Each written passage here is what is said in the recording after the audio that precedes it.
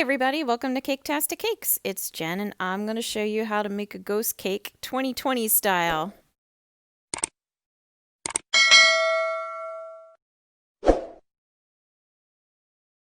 Alright, before we begin, if you see me using any tools or supplies that you could use, if you check the link in the description below, it should be able to help you out. Okay, to make my little ghost, I started with two regular old 6-inch pans, and I'm using also a Pyrex glass bowl. It's a 6-inch bowl too. I greased them up, pour in my cake batter, and then I'm going to put them in the oven and then turn the oven on. If you ever cook with your glass bowls, you're going to have to do it this way, otherwise you will break your bowl. If you stick it in a hot oven already, the glass will just shatter. So make sure you turn it on after the bowl is in, and then everything heats up together and it just comes out perfect. So goodbye, bowls, into the oven you go. All right. My cakes came out, and yes, they were a little overcooked, but fortunately this was just for me, so it was okay. So I didn't do any leveling or anything of these cakes. I just started stacking them up. I had my two round 6-inch ones, and I just put a nice thick layer of buttercream icing in between, then plopped my bowl cake on top. I am using a knife now just to kind of cut off the edges because it's hard to tell, but the 6-inch cakes stick out a little bit further than the circle cake on top, so I'm just trimming down the sides just to kind of even it out, get more of a proper straight up and down shape going. And the cakes are still kind of soft and kind of messy, so I'm going to just stop here, wrap it in plastic, and then stick it in the fridge. Normally you dirty ice it and then stick it in the fridge, but I can't even put the icing coating on it yet because I'm not done cutting at it. So I stuck it in the fridge for like an hour so it could set up, become a little bit more firm, and then I'm going back to my shaving. I am trying to taper it in a little bit at the bottom so it's more tapered. Yeah, I don't even know what shape to describe it as. Maybe an upside down teardrop kind of an idea. So it's going to be wider at the top and then a little bit narrower at the bottom. I can't go too crazy because of course then the cake will just fall over. And I don't want that. So yeah, I'm just trimming it down a little bit just so my ghost won't be straight up and down. It'll have a little bit of a shape to it. Make it a little bit more interesting looking. And I'm also just using a serrated steak knife in order to do this. I'm not using anything fancy here. And I'm also, you see how I'm just like sawing and then pushing, sawing and pushing. I was kind of paying too much attention to the cake and I didn't realize that some of my pushes were going like right onto the floor. So I had a bit of a break there where I had to clean up my mess. All right. Now that I had it sawed down and I whittled it away and shaped it up a little bit, kind of, more like a big-headed rocket or something, now I'm going to dirty ice it. I just have some regular old buttercream. Just smearing it on. I'm trying to not, destroy the shape of it too much or push on it too hard. It's still, even though it is cold and pretty firm, I gotta say, it came out pretty good. It still has some pliability to it. I don't want to mess it up, so I'm just putting a thin layer on. I'm starting from the bottom and going up because I had tried going from the top down and all I did was make the bottom really thick with icing. So I'm just putting a nice thin layer over the whole darn thing. Got the sides, got the bottom, finishing up on the top. Try to, clean it up as nice as you can. And then when you're done, pop it back in that fridge. All right, it's set for another about an hour, I think it was. And out it came again. Now I'm putting on my final coat of icing here. It's a nice thicker layer. Trying again to be nice and gentle with it without going too crazy. Although at this point, now that it has the crumb coat on the outside, it's pretty firm. I was able to manhandle this pretty aggressively without losing any details or anything on it. So I am just keep on applying, make it nice and smooth as I can, nice and round. And I gotta say, this kind of reminds me of like a piñata or something at this point with, just the plaster of Paris, smoothing it over. All right, back in the fridge it went again because sucker just loves the fridge. All right, it came out. I put it on a cake plate. I put powdered sugar around the sides as you saw there. And now I am rolling out my fondant. Fondant is used to cover the cake. It's nice and soft. It covers beautifully. It doesn't get all cracky the way other things could.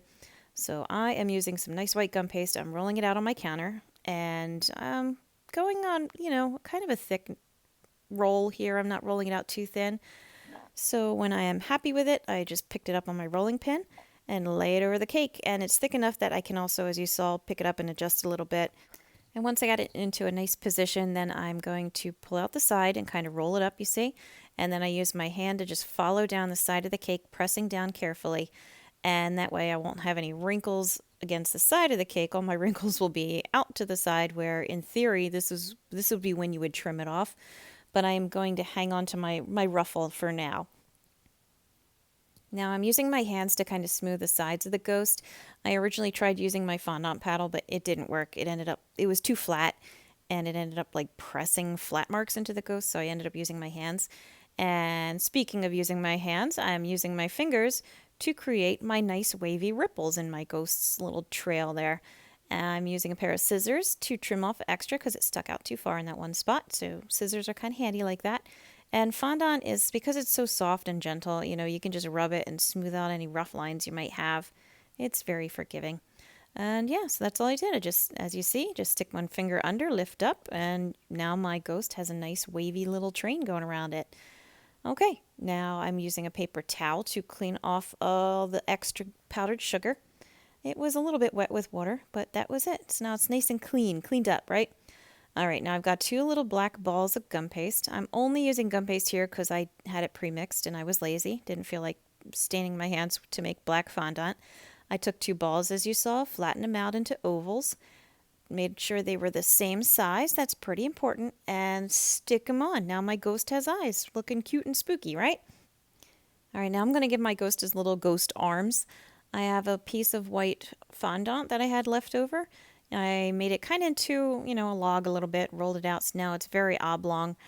I cut it in half. Now I'm making sure they're the same size. I'm going to have the one end rounded, as you see, and the other end I'm going to leave flat, just to kind of give them like little flipper-like hands. I put the one in place, have it kind of angled downward off to the side, coming toward the front, and then very carefully I am matching up the other side. I want to make sure that they are nice and symmetrical. This ghost does not have a lot going on with it, so the more symmetrical it is, the better it will come out looking. Because they had kind of a flat, blunt edge on the back, I'm using the paddle to flatten where it connects in the back more into the ghost so it blends into it more. And now I am moving on to its little mask. I am taking some yellow gum paste and rolling it out pretty thin, I gotta say. And I'm going to end up cutting it into a rectangle. Not too big. I had to hold it up to the ghost to see what was going to be a good size and trim it down, but you're going to end up with a rectangle. You don't have to use yellow. I just chose this because it's what I had. I thought it was a nice color, nice and autumny. And I'm using some orange now that I rolled out nice and thin. This is also gum paste. I cut out 5 circles. I'm going to put little pumpkins on my ghost's mask to make it, more seasonal too, because how cute is that, right? The ghost wearing a Halloween mask. Why not? All right, so I used my ball tool to make little dents at the top, and now I'm using my edible food coloring markers to draw little pumpkin faces on my little pumpkins. I'm using black to make 2 little triangles for eyes, and I'm making just a very, exaggerated letter W, I guess, just up, down, up, down, up, down, just to make the little mouth on the pumpkins so they're more like little jack-o'-lanterns. I used the orange to make a few lines coming down and curving them just to make it look more pumpkin-y. And then I stuck them on. I stuck them on that yellow, a little bit of water. I'm taking some light brown and going to make some stems using water again. I just cut skinny little rectangles, as you see, coming up out of those little divots I made with the ball tool. And yeah, okay, there you go. And it's like, oh, that's nice and all, but oh, what are you doing, right? You're messing it up? Nope, I'm making it all go together so now it's flatter too. And it'll just, it won't stick out as much, so maybe it won't look as awkward. I'm trying to wrinkle it up without making all the pumpkins pop off, which was kind of hard, so I had to press them back into place, smush them back down a little bit. But once you're happy with your wrinkles, get your ghost. All right, I'm going to very carefully put the mask onto the ghost. I used some water on back of the mask in order to get it ready, but not too much.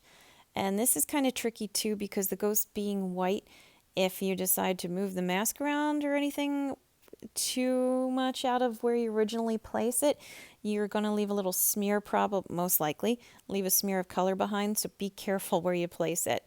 All right, I took some black gum paste, rolled it out really long, as you see there, really thin, and I'm using that rolling cutting ribbon tool thing to make a nice long strip, and that's going to become the laces and the ties on the mask, the trim on the mask. So a little bit of water once again, and I'm just pressing it into place. I'm trying to make sure to follow the folds that I put in the mask so that way it looks better. It looks more real. And I'm going to cut off the extra, do the same on the other side. I'm starting with the two sides because the top and bottom are going to have long pieces that'll go around. You'll see in a second. But same thing on this side, try to follow the wrinkles, cut off the extra at the bottom, and then ready to move on. More water at the top of the mask, just a little bit on my paintbrush, and a much longer piece of that same black that I rolled out before. And very carefully put it into place, very carefully wrap it around the ghost's head. Make sure it goes all the way around to the back this time.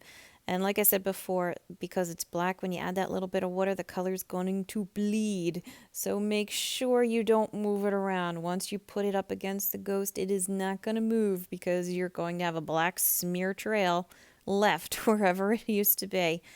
And I've showed you in other videos, if it does happen, you can fix it. It really isn't a big deal. It's just annoying. You would have to take a nice clean paintbrush with water, mop it up, mop over that smeared area, get a dry paper towel to wipe it up, and just repeat as needed, and it will lift up the stain. So you can get it off. Better to avoid it if you can. I put 2 little loops of the black on the back just to make it look like it had a little tie in the back. I'm using my little stippling tool there. It just kind of makes a nice little stitch print going over the laces on the edges of the mask to make it look like a little homemade mask. Going up the laces, because why not? Makes it look a little better that way, I guess. And you can't even see it, but in real life it looked amazing. Like it was just so realistic looking. And I'm going over the top, the bottom, but I'm not doing the yellow, just the black. Make sure you press down good and hard. And there you go. You got yourself a cute little 2020 representing ghost. So I hope you found this video helpful. Please like and subscribe because I find that helpful. I've got a lot of other videos out there, so please check those out. And as always, thank you for watching Caketastic Cakes and have a safe and happy Halloween.